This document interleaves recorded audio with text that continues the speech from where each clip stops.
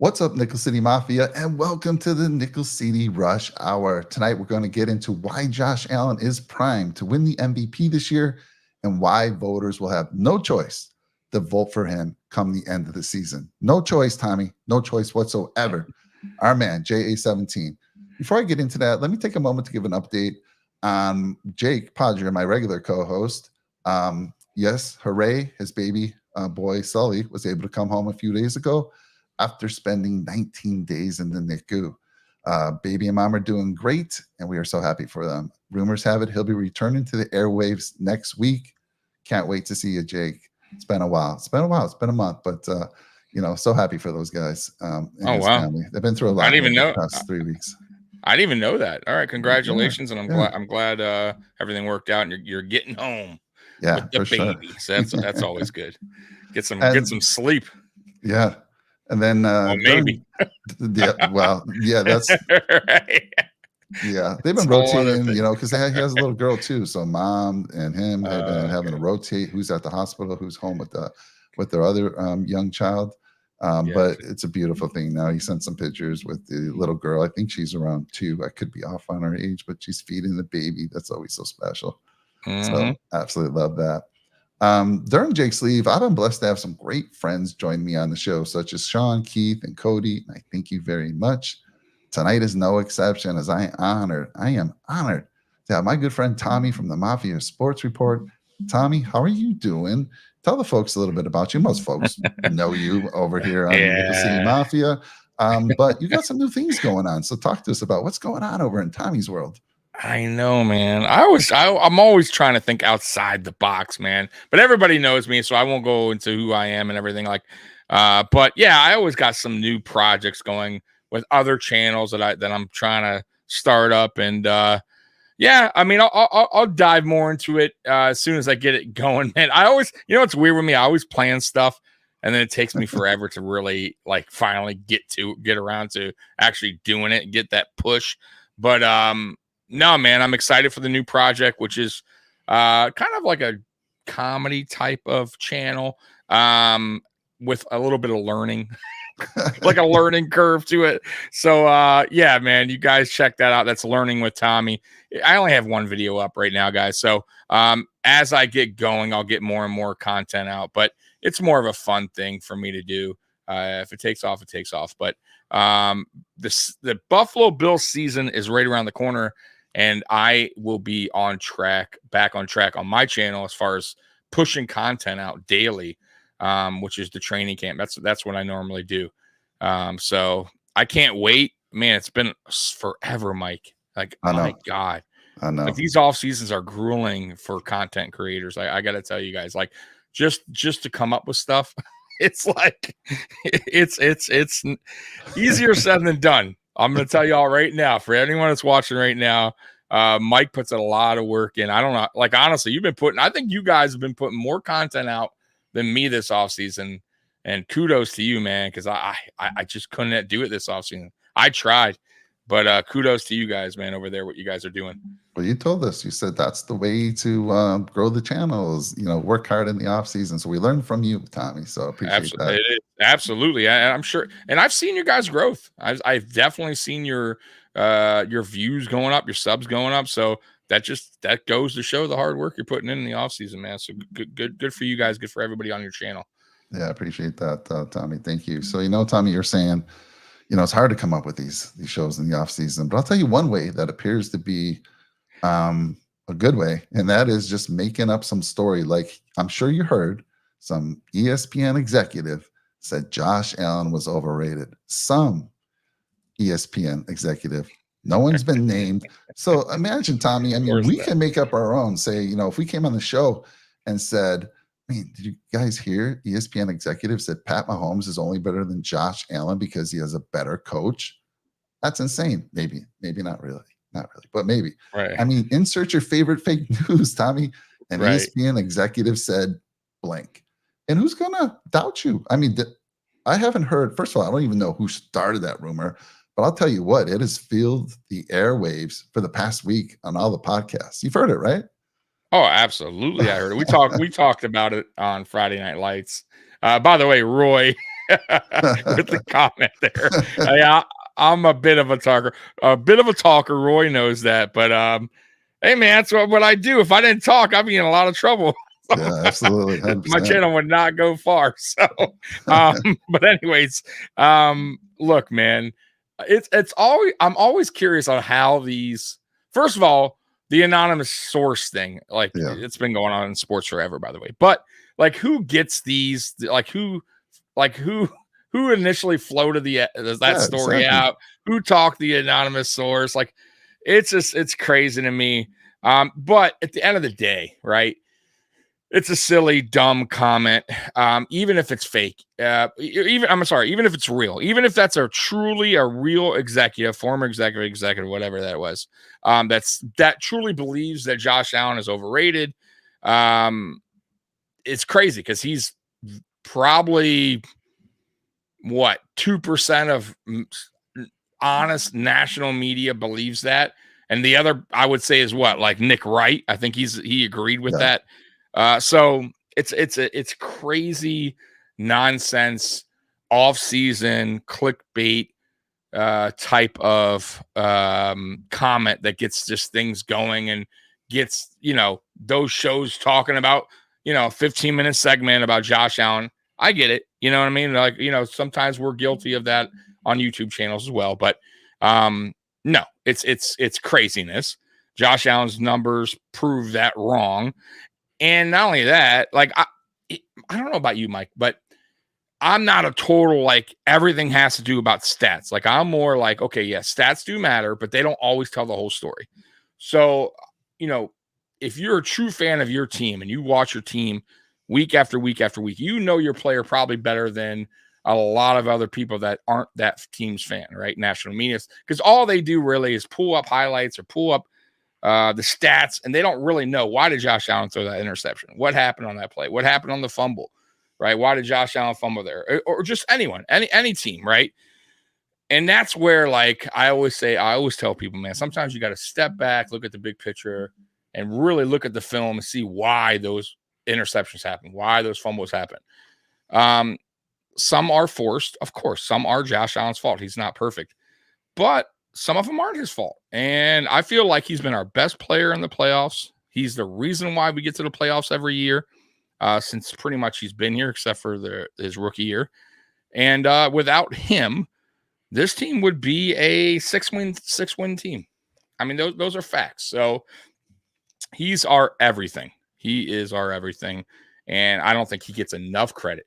If anything, he's underrated, By the way, Colin Cowherd, love that dude. He sticks up for Josh Allen probably more than anyone. And if you guys want to go check him out, what he said about that whole story, I loved it, man. Loved what he had to say about it. Did you watch that, Mike, by the way? I haven't caught that. Oh, dude, you got to catch that. He made such a great point about like the worst thing you could tell your kids is not to take chances, right? Like the best CEOs, the best like billionaires, they'll tell you they've taken chances in life. And sometimes they made a mistake here and there. But if you don't take those chances, then you're never going to get there, right? So like Josh Allen, he takes chances. That's what he does. So, but you got to check that out. That Colin Cowherd on the Josh Allen thing. It's great, man. Yeah, another person who's a real advocate for Josh is Mina Kimes from ESPN. Man, she heard that take and she's just like, what idiot said that? I mean, are you serious? But to answer your question, yeah, I'm a data guy because that's the field that I work in. But like you said, it's more than just data. You got to be looking and seeing what's involved. And like you said, that fumble, that interception, what happened. It's more than just looking at stats, but stats are a big part of it for me. And but yeah, these outsiders, they just look at those numbers, Tommy, and that's it. I'll give you another example, like not just so much, but like Deion Dawkins, for instance. If you look at like, if they grade him, how they grade him, his best, years at his, highest grades have come when he had a reliable guard next to him. His worst is when he's had. So is that Deion Dawkins' fault, or is he fault, or is he picking up the slack for the guy that next to him that's not doing his job? Like, that's what I mean about stats. They're not always telling the whole truth. You kind of got to step back and really see why that happened. Now, just throwing that out there, right? Like, you know, just throwing it Crazy out that there. Dawkins has never had the same guard next to him yet. Never. In consecutive Only years. nope. Pretty crazy. Crazy, right? It's Yeah. it's it's disappointing is what it is. That goes back on that falls on Brandon Bean. That falls on Sean McDermott as well, for still, fishing for that, right lineup. And they just haven't I thought they got it last year, but I understand that they had to move on from Mitch Morse. I was totally okay with it. But I was kind of disappointed that they didn't draft a center the year before and have him sit behind Morse and then keep McGovern at left guard. But hey, it is what it is. I mean, I know they drafted Van Pran, but I just have a feeling that they like McGovern at center. That's what it's going to be. Well, you set me up for a good segue here. So let's get into the show, Tommy. Let's get into the meat of it. I'm excited to talk about Josh. I'm kind of over trying to be politically correct when it comes to talking about Josh Allen. He is, in my opinion, and many others' opinion, the clear number 2. I don't want to hear anything else. I've heard everything. But let's get into this. So national media outlets and other fan bases, we talked about this a little bit earlier, making a big deal out of who you just talked about, Mitch Morse, and having to move Connor McGovern center, David Edwards to left guard. Outsiders saying that Josh Allen has no one to throw to, Tommy. Defensive downgrades. We won't get into that too much, but obviously they're going to be a big factor in the Bills winning the East and Josh winning his MVP. And of course, the latest, Josh overrated. People have been saying this for years. Josh throws too many interceptions and he chokes in crucial moments. Now, I just said a mouthful, Tommy, but let me start with you on the O-line because it all starts there. Talk to me about your thoughts on the O-line changes, and do you share the same concerns with the national media? Not really. Honestly, not really. I mean, I would say the biggest question mark going into the season, if the lineup is the way it stands right now, which is Dawkins and then who's the left guard now? I'm sorry, I just drew a blank. That's next. The one we had last year. Edwards. Is it Edwards? Yeah, David Edwards will be David Edwards. Yeah. So right, Dawkins, Edwards, and then you got McGovern, right, and then you got Torrance and Brown. Yeah. I would say Edwards is the concern because yes, he played. He was a starter in LA, went to a Super Bowl there, but I haven't seen much of him. He was in briefly last year, on a couple snap counts, but we had the same starting lineup last year, so he really wasn't in there a lot of games. McGovern going to center, I think I'm okay with because he's had experience. He feels more comfortable at center. That's what he says he played in college like that. So I think that'll be fine, that center quarterback exchange. The real question obviously will go back to Edwards, right? Is he going to be the weak link of the offensive line, right? Because I always say the offensive line is like a chain. If one link is kind of rusty or broke, that wheel ain't moving. So last year, our weakest link was McGovern.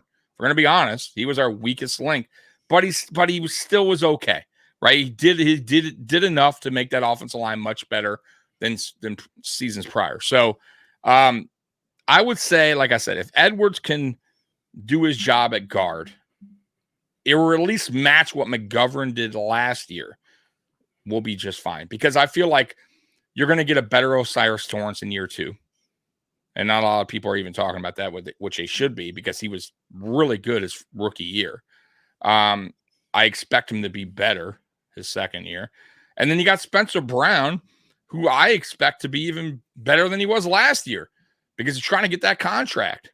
And then you got Deion Dawkins, who's about as solid as you can get. And Deion Dawkins now will be like the captain of the offensive line, right? He is now the voice, right? He's taking over Mitch Morse. He's been there the longest. I expect him to step up as well. So, yeah, it really all depends on the Edwards, but I'm not that overly concerned. I mean, it would have to be like Edwards is just getting smoked in camp and preseason looks terrible, and then we got a problem. And then we got to decide what we're going to do, because do we slide McGovern back to guard, Van Pran at center? Now you got a rookie center. That's the only issue I have, or concern, right? That's it. I don't know about you, but that would be my only concern going into the season would be if Edwards can hold up at guard Yeah, as a full-time starter. I want to say quickly hi to Tom. Tom, I haven't seen you in a while. It's good to see you out there, sir. What up, And there he Tom? is. There's the man himself, Mr. Podger, holding the new guy. He's already got him watching film. What I up, think he's Jake? got him watching. Jake's into fullbacks and special teams. He's been having him watch a lot of film on fullbacks. So Jake, it's great to see you. Can't wait to have you back on the airwaves. Jessica, great to see you. Thanks for joining us tonight. Hey, Jessica. So Tommy, exactly. David Edwards is the big question mark, but I do like the fact that with Van Pran Granger, good depth piece. We got him in the 5th round. I think he should have been a 3rd rounder, so I think that was a steal for us. And listen, no matter what happens to start the season, no matter what, when you shake up the O-line a little bit, it might take a few weeks to get some chemistry. But guess what? We've got one of the best quarterbacks who can make plays, extend plays, react to when his O-line fails. He makes every O-line that he's had much, much better. That's Josh Allen. And I mean, Lamar Jackson, Pat Mahomes, they just have a way about them that they, make their O-line better. And so I feel like it's going to probably take a few weeks to adjust, Tommy. Maybe David Edwards isn't the guy. But if you go 2-3 weeks and we're still able to win because of Josh Allen doing Josh Allen things, you can make that move, switch Connor McGovern back to left guard, and then insert Van Pran, and now you're only dealing with one change. And I gotta tell you, man, Van Pran, if you've seen some film on this guy, big dude, athletic, young. I love Mitch, but and I agree with you. I would have loved to have Mitch one more year teaching the young guy. But hey, you had our reasons due to cap reasons. So I am not so worried. And again, because we have JA-17 who can do the things he can do, dude, he hasn't had a good O-line other than last year for his whole career. And yet he's made, if you look at sack numbers, he's always one of the lowest because of what he can do. Absolutely. And Jessica, you say it right here. And by the way, Tom, I'm going to be saying this. Tom, thank you so much, buddy. Really appreciate you. You've done so much for the channel. And thank you for the super chat. And yeah, Jessica, I believe and trust Cromer. Look, it's easy to say, what are they doing? Let's just put Van Pran at center. But, Cromer gets paid lots of money to do this. And he's closer to these guys. He knows what's going on. And I'm right there with you, Jessica. Great take on that one.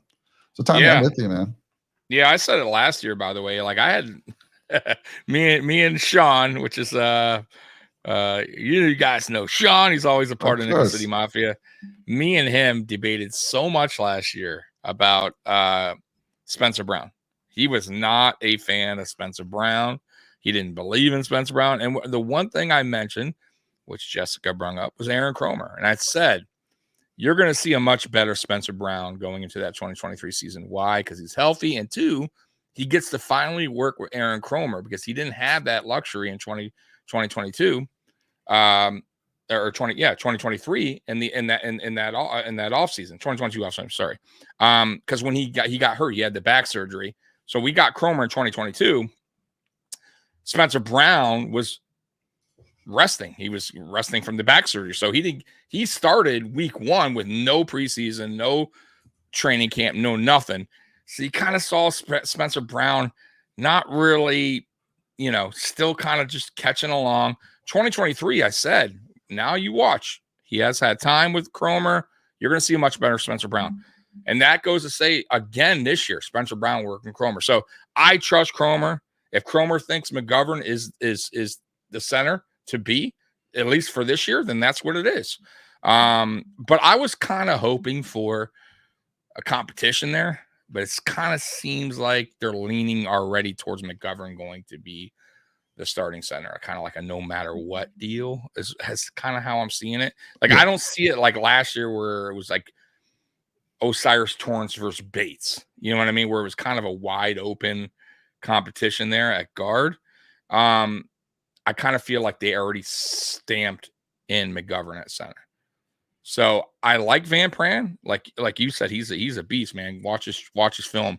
But I just don't think it's an open competition at center. I feel like McGovern is set. Yeah, I've been saying that too. If you saw him on the Eric Woods podcast, that was Connor McGovern. They had kind of been prepping, him, talking to him about he would be the eventual replacement Yep. for Mitch. But I just hope at least they give I'm going to call him VPR or SVP for short, Van Brand. Get some time with the first teamers. You got to get him against those great defensive linemen and get him some Yeah. reps there. And and again, who knows? He could show up, shine, and just win the battle. But at least we'll have an opportunity to adjust if things go wrong. And just a couple cool notes about I'm gonna call him SVP for short. I mean, he's a two-time national champ out of Georgia. He won the SEC Jacobs Blocking Trophy as the conference's top offensive lineman in 2023. SEC guys, this is the top conference in college football. And guess what? He blocked for our guy, James Cook. Yeah. How cool is Yep. that? So Yep. anyhow, and he went against guys in practice like first round guys like Jalen Carter, defensive line for the Eagles, Jordan Davis, also of the Eagles. Those are guys that he practiced against on a daily basis who are now becoming young stars in the NFL. Yeah. Yeah, absolutely. I think listen, he's probably the future at center. I just don't think it's going to be this year unless there's an injury. Like I could see maybe that happening, which is possible. Offensive line, like we got lucky last year. Our offensive line was healthy the whole year. That's super rare. I think we are one of 3 teams that had the same lineup all year, which is not a lot. So yeah, but it can happen, right? McGovern can go down, Van Pran can step up, or Edwards goes down. Now that's the curious one. If Edwards goes down, do they shift McGovern to back to guard and put Van Pran at center? Like that's when it'll be interesting. But like I said, I was hoping for more of a open competition for center. I just don't feel like it's going to go down that way because I said what all Bills Mafia should really want is for Van Pran to win the starting job and have McGovern go back to left guard. But I just don't see that happening. Yeah. We'll see. I mean, Go Bills podcast. Yeah, we kind of talked about earlier. I mean, again, the nice thing about any team, look, when the Chiefs have had to revamp their bookends, I mean, they got off to some horrible starts a couple years in a row. Guess what? They gelled and moved on and won a Super Bowl or two.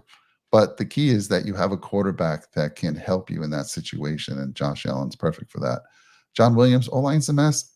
I don't agree. I don't agree that it's a mess because we could pull over, swing McGovern back over to left guard, put in our new draft choice here, VPG. But I don't think it's a mess. Now, I do think the depth at left guard is a little suspect there, Tommy. I would like them to pick up some vet to fill that role. They don't have a lot of depth at guard. Yeah, but I respect the comment, but I don't. It's not like it's the same lineup we had last year minus our center, Mitch Morse. Like it's not. I don't consider it a mess. Now, like I said, I would say if you're concerned about left guard, if you're concerned about Edwards not filling in that spot as a full-time starter and not doing his job, then we got maybe a problem because now you're playing musical chairs, which I hate. I hate that, and that's what the Buffalo Bills have been doing for a long time, since up until last year, which was the musical chair thing. Cody Ford here, Cody Ford there, this guy here. Now we're gonna pull. Now we're gonna cut Quentin Spain. Now somebody's going here. Like it just never worked, and that it was so frustrating to watch.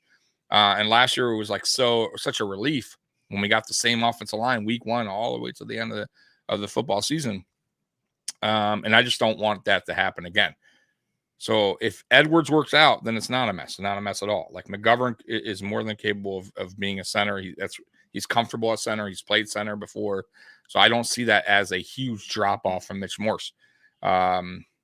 Just saying. Yeah. And also too, like I said before, Osiris Torrance is going to, he's going to be better second season working with Cromer again in the all season.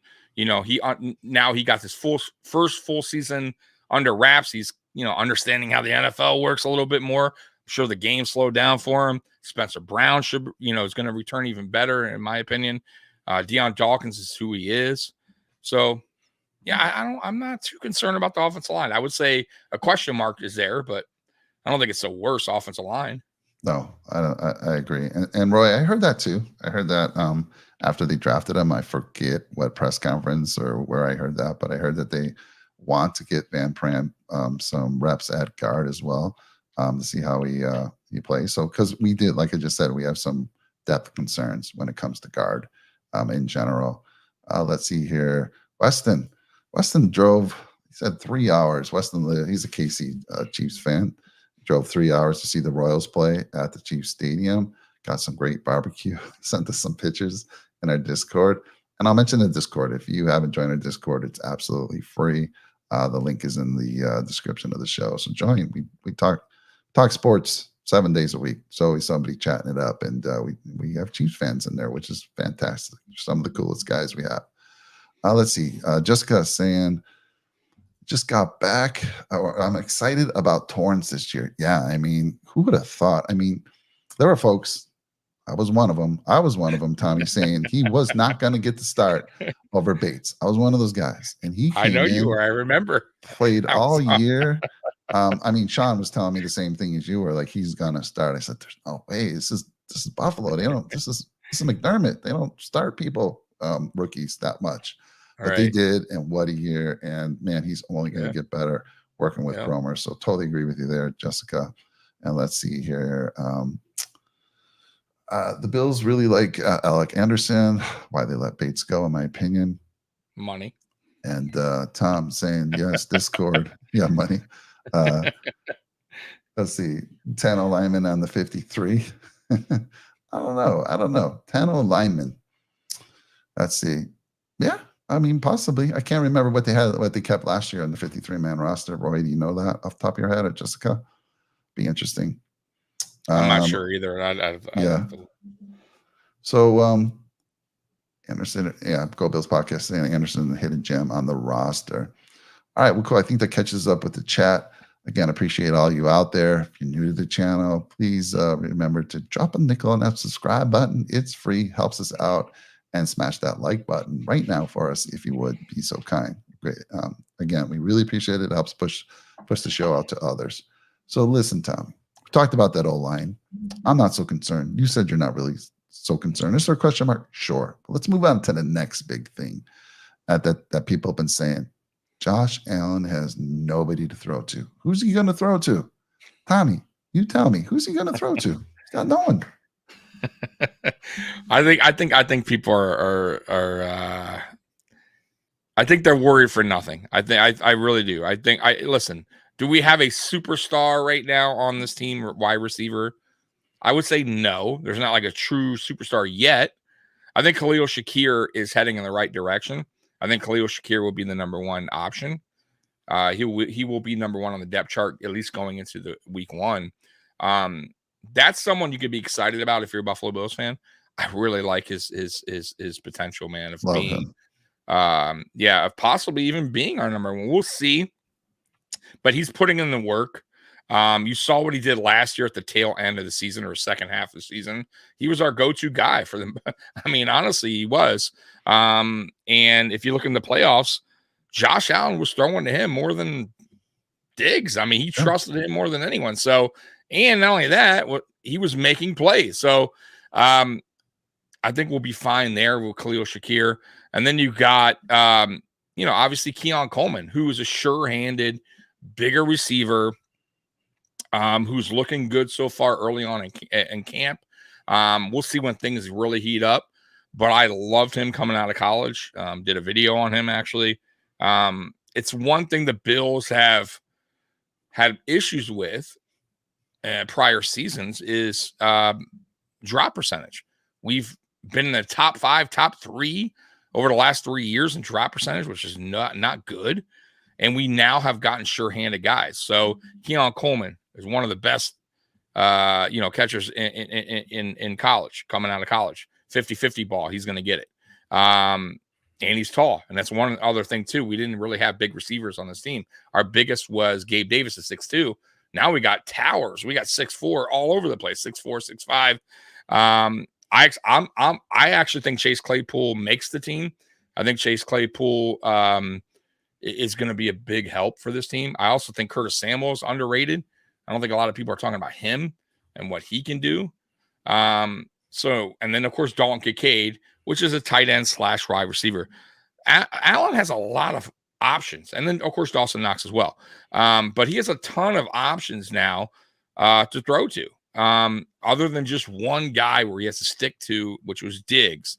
And it's not shade on Diggs. It's just I feel like they're going to open it up more for Allen and and Allen's going to be a little bit more comfortable. Where you're like, hey, I don't have to always get it to number 14, right?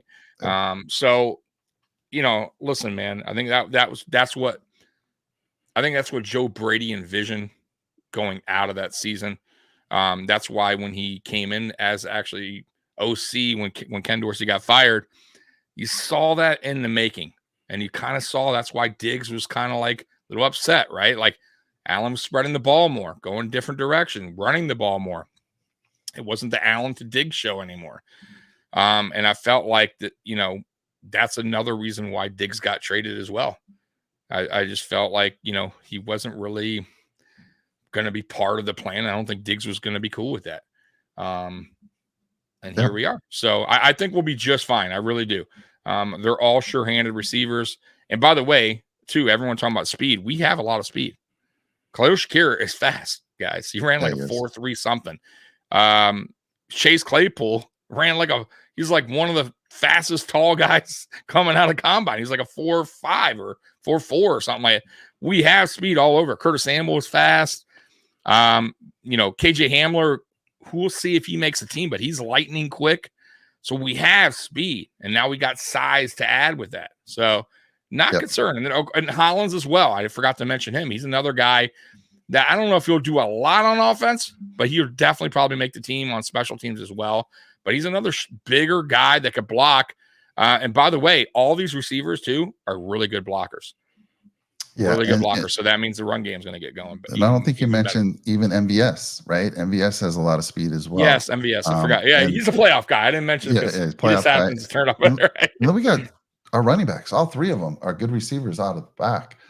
James Cook, the newly drafted Ray Davis, very good pass receiver. And then, of course, Ty Johnson out of the backfield. So I agree with you. What you said, you hit on it. It's ball distribution. It'll be distributed evenly amongst everybody. I mean, except for Dalton Kincaid. So to answer Tom's question for super chat, sorry, Tom, that it took so long. I told you in the channel, I'd get to it. So he's asking, who's the number one guy? So I think the number one guy is obviously Dalton Kincaid. He'll get the most targets. But if we're looking at wide receiver, if you were to ask me who do I think right now will get the most targets, I think it's going to be Curtis Samuel, Khalil Shakir, neck and neck. Curtis Samuel had 90 targets over the last 2 years with so-so quarterbacks. So I got to believe with Josh Allen, he's going to get a little bit of a bump. And Khalil only had like 45 targets last year, Tommy. So his targets are going to jump at least 80, 85, maybe 90, maybe even more. Maybe he takes just this huge leap. But, dude, we just mentioned all these guys. We got plenty of people to throw the ball to. And like you said, with Joe Brady's offense, he doesn't have to force feed it anymore to number 14. He can distribute to all these guys. There's so many weapons here. So I'm not worried whatsoever. Josh Allen has guys he can throw to. Let's be real. Not only does he have guys to throw to now, he has big targets. Right. Josh Allen's never really had big targets where he could actually go, okay, you know what? I'll throw a 50-50 ball in the end zone, right? I'll throw a fade. Like, when's the last time we did any kind of fade in the red zone? We don't do it because we don't have a guy to go up there and fight, get that 50-50. So now we got like 4 6'4" guys. I mean, we got big, we got sure-handed. Like, I think that's one thing that's going to really benefit this team as well. Like, Josh Allen is going to love that because Josh Allen sometimes throws a little high, right? Now you got a guy 6'4", he's going to go up and get that. So yeah, man, I love the roster. Actually, I love the receiver room. Now, like I said earlier, do we have a superstar receiver like a lot of these other teams do? No, not right now. But maybe that's not. Maybe Keon Coleman could be that in the future. But right now, I'm cool with it. Like I'm just cool with distributing the ball over. Keon Coleman could be that, by the way, in the future, Mike. I just don't see it like happening year one. Like I don't think he's going to be. Me and Mikey talked about this. How many yards will Keon Coleman get? I'm in that 658 100 range around there. I think he'll have a lot of touchdowns though. I think he'll probably either be first or second and receiving touchdowns behind Kincaid. Probably, I'm guessing Kincaid will be the red zone with Keon Coleman. But this takes a lot of pressure off Keon Coleman, not having to be the man right away, right? Yep. So I like that too, right? Because now defenses aren't going to necessarily have to always. He's not going to get the best guarding him every right. Khalil Shakir going in is probably going to get the number one corner, if I had to guess right now, right? Because he's the number one going in. But I could be wrong. But I just feel like it takes a lot less pressure off Keon Coleman having these veteran guys in place his rookie year. 100%, Roy. I think you're kind of spot on. Maybe a little bit more, but I think those are good expectations to have, and that would be a very good rookie season. Yeah, I don't hate it either. Yeah, again, and then I love this one from Weston. He says the Bills will be fine. Instead of a 1-2 man show, it'll be a death by 1,000 paper cuts. Offense very hard to defend. Absolutely. Yeah. Let's see here, and then Brett saying he did a player analysis on Ray Davis. Can't wait to check that out, Brett. Interested in seeing what you've done. You've done a great job on all those analysis you've done in the past few weeks. Let's see. Ray. I like Ray Davis a lot, man. Yeah, I think Ray Davis is gonna. I think he's gonna get a lot. I think he's gonna get a lot of carries. I do. I think that's we talked about that too with James Cook. I think he's. I'm not overly sold on James Cook. I think James Cook's a good running back, but I don't think he's like a great running back. I think he lacks some stuff. I think he lacks like pass protection. He's not very good at pass protection. He's not good between the tackles, running in between the tackles because he's light. He didn't get a lot of carries in Georgia, right? It's not really what he is. He's more of just a speedster, can catch out the backfield. I will say though, he better do a better job this year catching. Because I went back, Mike, and I was so bored. I watched week 18. Bills versus Dolphins. And my God, dude, like I was so dialed in. I almost text Mikey, like, what is he doing? Like, I don't know why. I was like in the moment, so mad at like drops and like just dumb things we were doing in that game. Luckily we won, but James Cook dropped an easy touchdown and he did it multiple times last year. Yeah. Josh Allen putting it right in his hands. Couldn't deliver it better. And he has to fix that. But going back to Ray Davis, I just feel like Ray Davis is going to probably take get a good amount of carries. So I don't know if James Cook is going to have this monstrous season that a lot of people might be thinking he might have. I think Ray Davis will have a pretty good year, rookie year. Yeah, I think Ray will definitely get his share of the carries. He runs angry. When I hear that, I think Pacheco runs angry. He can catch the ball out of the backfield. I think he's a little bigger than Pacheco, but obviously not as fast. Pacheco's pretty. Yeah, he don't have. I feel like he's like a little bit like Zach Moss, but I think he's better vision. Yeah. But the speed is about the same, right? Like he doesn't have that breakaway speed. But I think he's more like a goal. Like he's going to be perfect for the goal line situations or third and short, fourth and short. He'll be that bruiser back to get us those extra yards, because James Cook can't do that. That's the problem. You don't want to always rely on Allen on the short yardage situation. So it's good to have a guy like Ray Davis for that. Yeah. And then Jessica saying Cook, in my opinion, got worn down. He was never used so much, like twice as much as he's ever been used before. So yeah, I like Tommy said, Jessica, I agree. Ray Davis, Ty Johnson, they're going to take some snaps away, and they should. I mean, they're very good. They're a good change of pace back. And I think Ray Davis will be he'll pleasantly surprise a lot of people. So again, looking good on the wide receiver, the running back situation, all good. Now, one of the last things, Josh overrated, throws too many interceptions, chokes in crucial moments. Well, let me give you some numbers, Tommy, because I am a numbers guy. So Josh in the regular season last year had his second worst interception percentage that he had since his rookie year. He was intercepted 3.1% of the time that he threw the ball. Now, in his rookie year, he had his worst 3.8. That's expected in your rookie year. He needs to bring that down to around 2, plus or minus 210. So either 1.8 or 2.2, which would take his 18 interceptions from last year down to 12 or less, which is a huge difference. So I think Yeah. what we just talked about, by him not having to force the ball to number 14 to distribute, I've said this on a prior show, I think Josh Allen has his lowest interception percentage of his career this year. Now, it's going to be tough. He did have a year where he had 1.7, which was phenomenal. I also want to say, Josh, in the playoffs, for those that say he chokes, he throws too many interceptions, he's been lights out, Tommy. He had 0 interceptions in the playoffs last year and had 1.1% interception percentage for his complete playoff career.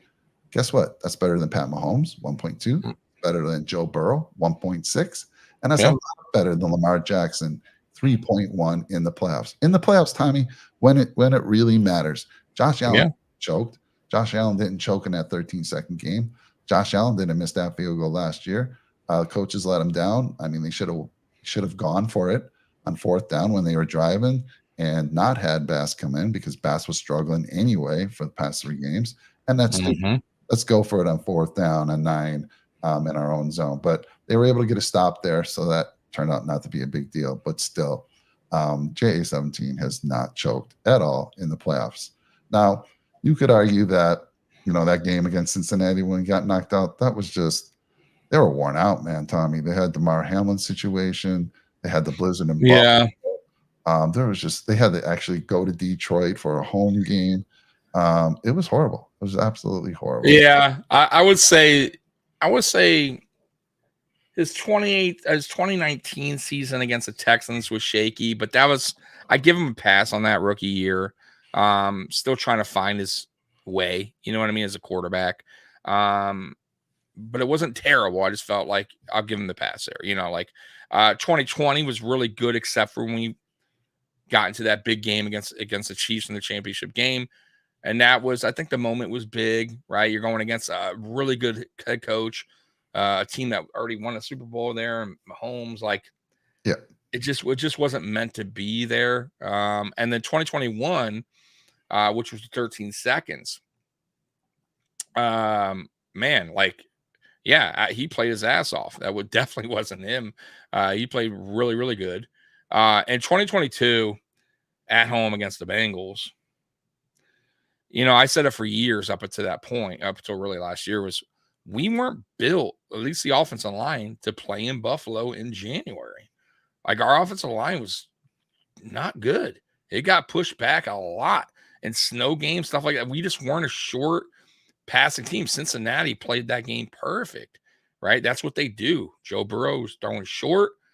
Our defense was playing that soft zone crap over. It just wasn't meant to be there. We got beat at in our own stadium because we just weren't built to play in Buffalo at that time. I don't think our offensive line was, at least. And our defensive line too. If you notice, our defensive line's gotten a lot bigger. There's a reason for that. If you go back to that game, big reason. We had to get bigger because we got beat in the trenches over and over on both sides of the ball. Can't have that happen. Not a home game. And then you got 2023 last year. I agree with you. By the way, I totally agree that Bass that drives me nuts. And I hope McDermott starting to learn lessons as a head coach too. Like, that's the one thing that's hurt us as a team. Can't do that. Like, he's that game drove me crazy because you go for it on your own. You do a fake punt on your own side of the ball, own side of the field, because you're worried. Your defense can't stop the Chiefs. So you're like, hey, okay, it's a terrible call for a Damar Hamlin, right? It made no sense. We obviously get lucky and get a fumble, right? Get the fumble back. Yep. So why would you drive down the field and then go for a field goal when there's 2 minutes left? It's a tough field goal to be made. Tyler Bass has been struggling. They can come right back down, and that's a game. Like, it didn't make any sense. Like, to me, you go for it. You get a first down. You kill that clock. You go for the win, and you're done. The game's over at that point because the time was ticking away. So McDermott has to start learning from mistakes like that because it cost the team. Like, I would have much rather gone for it there, even if we didn't get it. Who cares? Who cares? You still have time on the clock to stop them on defense. So it made zero sense there. So I hated that. I hated that. But you're right, though. Josh Allen overall has played very good in the playoffs. Very good.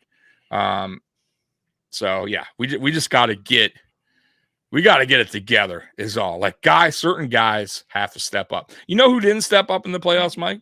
Stephon Diggs. When did he ever step up? When was his big moment? Like I want to know. I don't remember. I don't. And I'm not trying to crush Diggs on what he did here. Like Diggs was phenomenal. He 4 1,000+ yard seasons.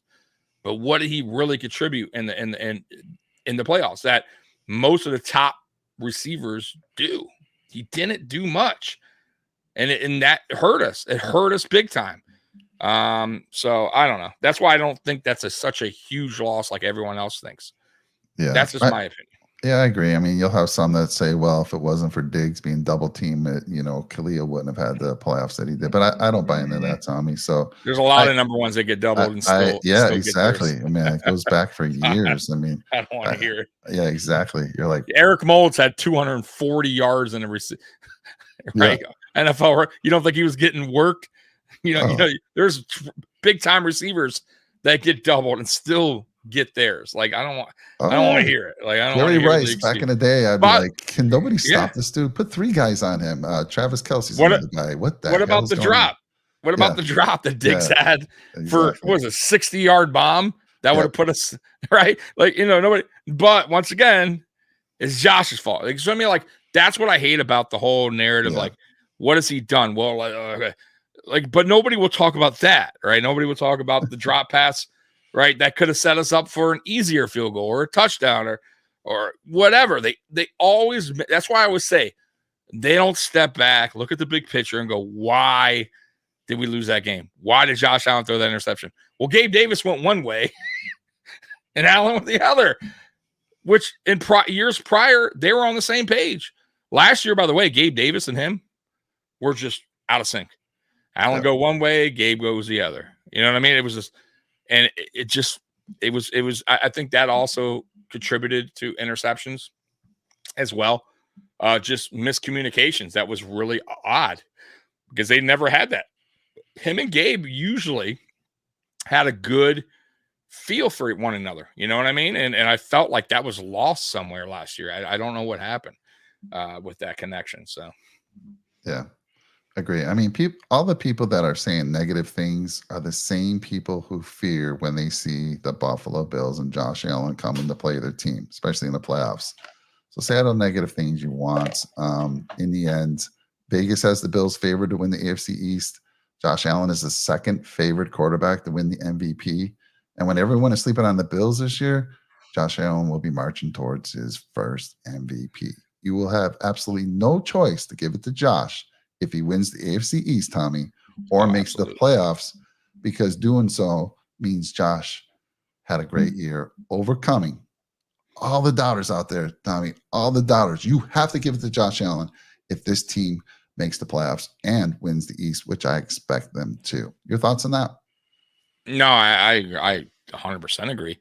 We won it 4 years in a row. I still think we're going to win it this year. Yeah. I still think, like, it's funny, like, to me, like, I always say, like, the Dolphins and Jets fans, they talk so much trash, right? Like, I'm not a trash talker. I just try to keep it real.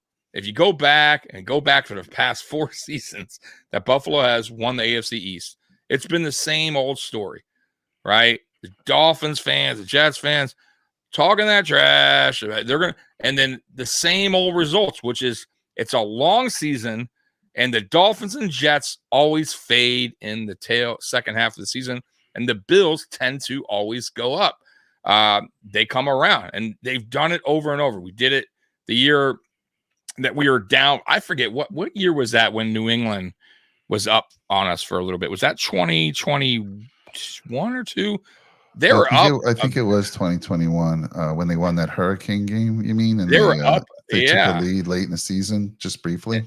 Yeah, and I think we had to win quite a bit of games to even get back there. And same with last year. Same came down to the week 18, but everyone's wrote us off, right? Everybody. Yep. Even I was guilty at one point when we lost to Denver. But once again, though, I should have looked back at the history of the Bills and says, hey, one thing I'll give Sean McDermott. One thing I will, because I'm not a huge Sean McDermott fan. But as a regular season head coach, and everything that's kind of gone on here in Buffalo, all the crazy offseason stuff, the injuries, the nonsense with Diggs, the reports coming out about the article on him, he still finds a way to rally the troop and win the division and get into the playoffs. I'll give him that. Like, I'll give him his dues. What's the other team's excuses? You know what I mean? That the Dolphins and the Jets that falter. You know what I mean? So I don't want to hear it, man. The Dolphins haven't won a playoff game since 2002, I think, or 2000. Like, guys, you're chasing us. We're chasing a Super Bowl. Y'all still trying to, y'all worried about the Bills. We're worried about beating the Chiefs and going to the Super Bowl. So you're in the rear view mirror, Tommy. Yeah, you're in the rear view mirror, right? Right. You guys are. So until you do it, you can't talk shit. Like, I'm sorry. Like, I trust my team because what we've done. I don't care if we lost Diggs or not. I still, as long as we got Josh Allen as quarterback, I feel like we're going to be all right. So always 100%. Yeah. So Tom, we got a few more minutes, and I just wanted I think that wraps up what we were saying. I mean, we proved the reason why Josh Allen is primed for the MVP. I just had a quick question for you. Are you a fan of camp? Do you like camp? Training camp? Yeah, the camp's about to start on the 24th. Oh, absolutely. Dude, I love it. I love training camp. I like it. I like it a lot because I like the fact that, like, young guys get to work with position coaches. And that goes back to Spencer Brown and Cromer. And that goes to Osiris Torrance and Cromer. Like, you got to get these guys, the one-on-ones is so important, Mike. Like, you don't understand. Like, you don't get that, and a player misses camp and he's thrown into week one with none of that. You see the results most of the time. Maybe not so much with Josh Allen, the other veterans, but with the younger players, guys that are still trying to, master their craft. I feel like it's so important, training camp. I agree. That's how I see it. So yeah, I love it, man. I love it. And I also love the competition. Like, when for position battles, love it. So yeah, I'm all up for camp.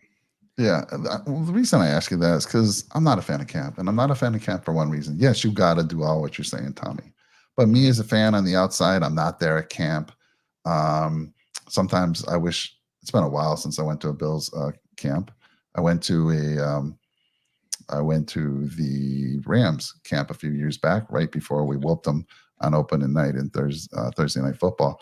The reason I'm not is because I have to rely on these beat writers, and they just have their skewed visions of what happened, or they report what they feel happened, and it may not even be a big deal. So that's the only reason I don't like it, because you see, like, for instance, Weston, love you, man, but Weston's sharing some stuff with Mahomes throwing to Xavier Worthy, and they have no pads on. Nobody's rushing Mahomes, just throwing nice passes to Worthy. You better catch the ball. So again, you hear from these beat writers, you get a little glimpse into it, but the fact that I can't see it myself, I don't trust a lot of the things that people are saying. They can skew it either way they want. They got a favorite of theirs. They got someone that they don't like, and that's the only reason I was asking you, Tommy. It's the only reason. Yeah, I get it.